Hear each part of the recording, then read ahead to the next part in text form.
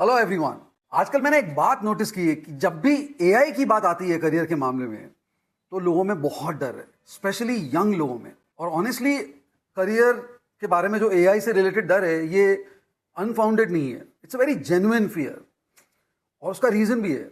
World economic forum की एक जो रिपोर्ट है वो डराने वाली है। वो बोलती है कि आने वाले कुछ सालों में 8 to 10 करोड़ जॉब ऑब्सोलीट हो जाएंगे एआई के कारण। अब ये डेटा बहुत पावरफुल है, लेकिन ऑनेस्टली दो तरह से रिएक्ट कर सकते हैं, एक तो डर के और एक ये इसको एनालिसिस करके।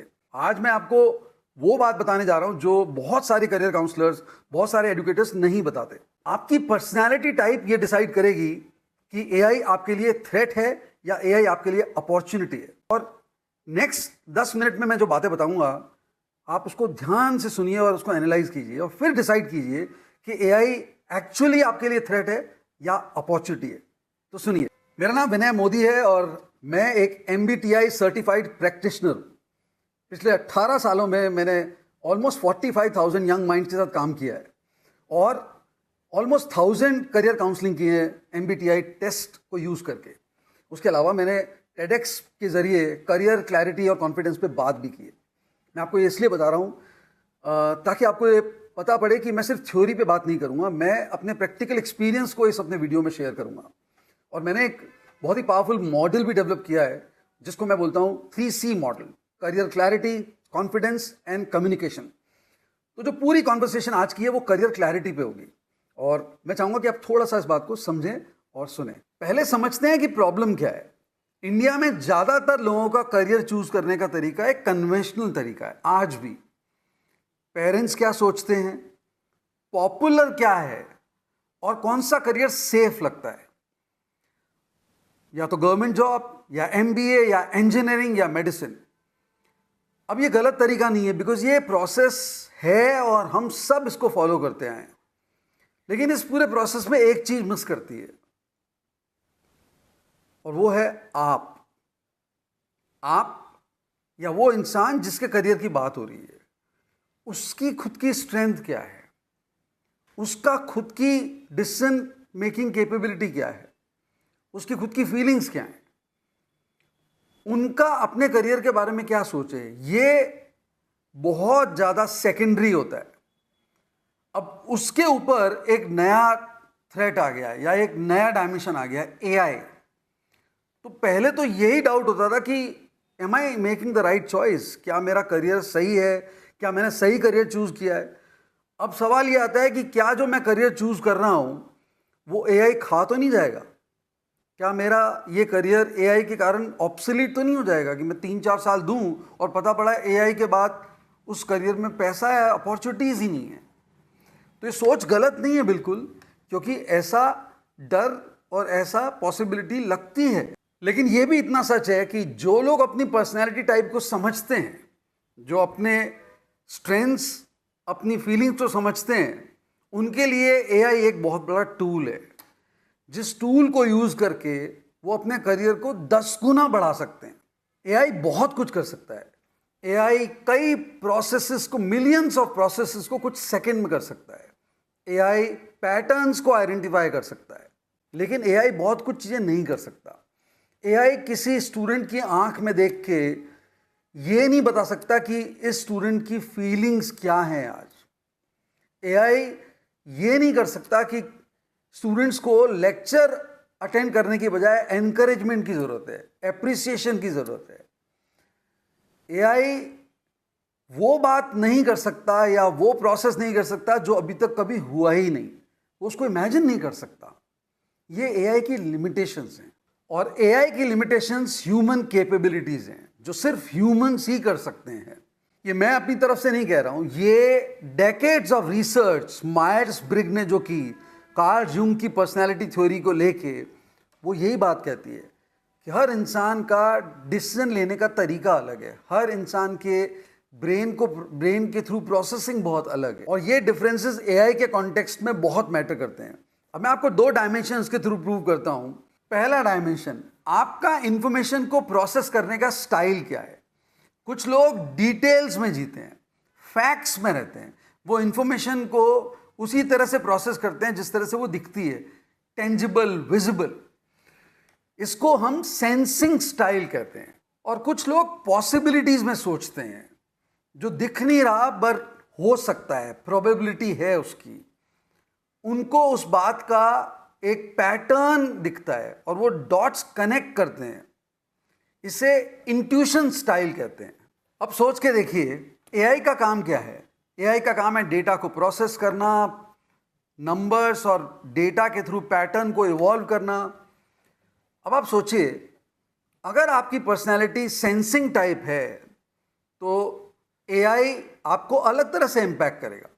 इसका मतलब ये नहीं कि आप लूजर होंगे, लेकिन आपको कॉन्शियसली इवॉल्व होना पड़ेगा करियर में। ऑन द अदर हैंड, अगर आपकी पर्सनैलिटी इंट्यूशन टाइप है तो एआई आपके लिए एम्पावरिंग टूल होगा, बिकॉज कॉन्शियसली एआई कई चीज़ें डायरेक्ट तरह से नहीं करता। फॉर एग्जाम्पल, प्रोबेबिलिटी, फ्यूचर की तरफ डॉट्स को कनेक्ट करना। तो इंट्यूशन टाइप पर्सनैलिटी के लिए एआई एक एम्पावरिंग टूल है, बिकॉज उनकी इंपॉर्टेंस अलग तरह से रिफ्लेक्ट होगी। तो आपको ये पहला डायमेंशन क्लियर हो रहा है कि हम किस तरह से करियर को देख सकते हैं। अब सोच के देखिए, एआई का काम क्या है? डेटा कलेक्ट करो, पैटर्न निकालो और रूल्स फॉलो करो।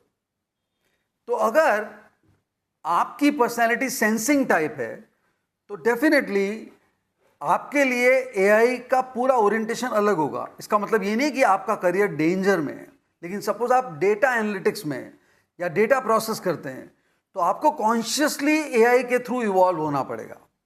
ऑन द अदर हैंड, आपकी पर्सनैलिटी इंट्यूशन टाइप है तो आप पैटर्न्स को डॉट कनेक्ट करने की प्रोबेबिलिटी अपनी इमेजिनेशन से यूज करोगे। आप इंट्यूशन ओरिएंटेड काम करते हो तो आपके लिए एआई एक एम्पावरिंग टूल है, आपको रिप्लेस नहीं कर सकता। It will empower you. So you are getting the clarity between these to.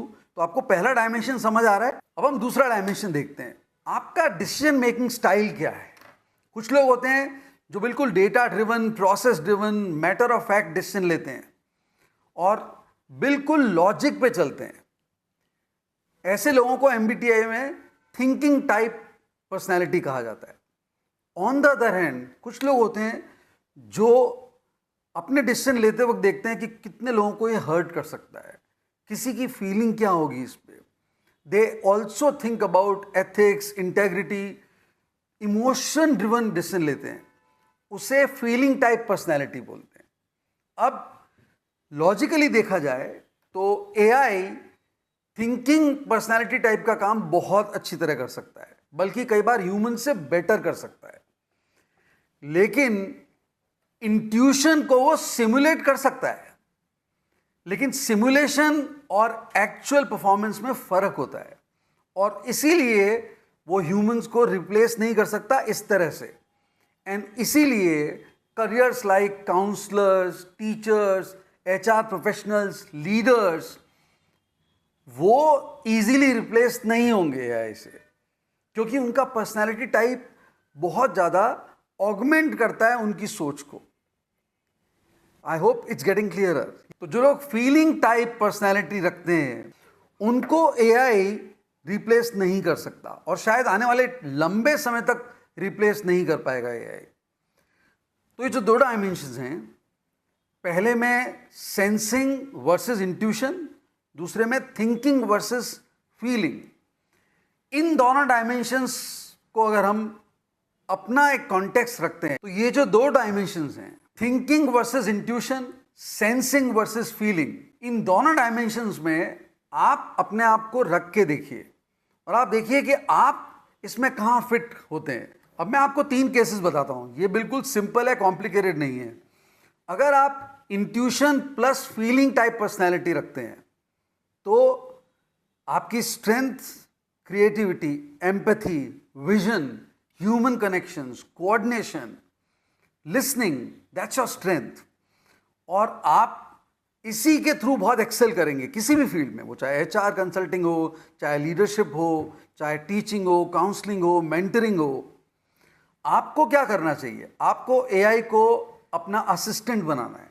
सारा रिसर्च का काम, डेटा कलेक्शन का काम, पैटर्न को आइडेंटिफाई करने का काम ये एआई करे। और आप क्या करेंगे? आप उनको यूज करके स्ट्रॉन्ग डिसीजन लेंगे। स्ट्रॉन्ग मेंटरिंग करेंगे, स्ट्रॉन्ग एनालिसिस करके एग्जीक्यूट करेंगे और स्ट्रॉन्ग कनेक्शन और नेटवर्क क्रिएट करेंगे। और आप देखिए आप कितने पावरफुल लगेंगे, क्योंकि ये आपका डोमेन है, एआई का डोमेन नहीं है, और आपने अपने डोमेन को पहचान लिया है बहुत अच्छी तरह से। अब दूसरा केस लेते हैं। अगर आप इंट्यूटिव और थिंकिंग पर्सनैलिटी टाइप हैं तो आपके पास दो स्ट्रेंथ्स हैं। आप बहुत स्ट्रांग तरह से एनालाइज कर सकते हैं प्रेजेंट सिचुएशन को, और इवन फ्यूचर के बारे में भी आप पैटर्न सोच सकते हैं। लेकिन एक कमी है, और वो कमी है लीडरशिप की, कम्युनिकेशन की, बिकॉज वो आपका एक इनहेरेंट स्ट्रेंथ नहीं है। तो आपको करना क्या है? आपको करना है कि आप लीडरशिप और कम्युनिकेशन को एज अ स्किल डेवलप करने की कोशिश करें और बहुत मेहनत करें उस पर। अब कम्युनिकेशन का मतलब सिर्फ ये नहीं कि आप बोलें अच्छा, that is just a tip of an iceberg. इसका मतलब है कि आप अपनी बात को इस तरह से कन्वे करें कि आप दूसरे इंसान को मूव कर सकते हैं, उन्हें मोबिलाइज कर सकते हैं, उन्हें गैल्वनाइज कर सकते हैं। यही आपकी स्ट्रेंथ होगी, और मैं कह सकता हूं कि आने वाले 10 सालों में ये गोल्ड एसेट होगी, कम्युनिकेशन ओरिएंटेड लीडरशिप। अब हम तीसरा केस देखते हैं। अगर आप sensing plus thinking personality type हो, इसका मतलब ये हुआ कि आप एनालिसिस में चैंपियन हैं। इसका मतलब ये हुआ कि आप कॉज एंड इफेक्ट सोचते हैं और डिसीजन लेते हैं। अब चैलेंज सबसे बड़ा ये है कि ये हार्डेस्ट और टफेस्ट पर्सनैलिटी टाइप लगता है, क्योंकि एआई एग्जैक्टली यही काम करता है, और आप देखा जाए तो एआई से कॉम्पीट कर रहे हैं। लेकिन ये नज़रिए की बात है, सोच बदलने की बात है। आपको क्या करना चाहिए? आपको एआई को मास्टर करना चाहिए, आपको एआई के एडवांस टूल सीखने चाहिए, आपको अपनी एआई ओरिएंटेड अवेयरनेस को बढ़ा के और अपनी स्किल को उस तरह से यूज़ करना चाहिए। और उसके साथ एक और एलिमेंट यूज़ करना चाहिए, वो है ह्यूमन एलिमेंट। आपको मेंटरिंग सीखनी चाहिए, अपने जूनियर्स को मेंटर कैसे करना, लीडरशिप कैसे करनी, नेटवर्किंग कैसे करनी। आई कैन टेल यू, आप उनमें से होंगे जो ड्राइवर ऑफ एआई होंगे, और अगर आप में वो मेंटरिंग स्किल भी आ गई तो आप एक चैंपियन प्रोफेशनल बन सकते हैं। तो इस केस में आप भी विनर होंगे।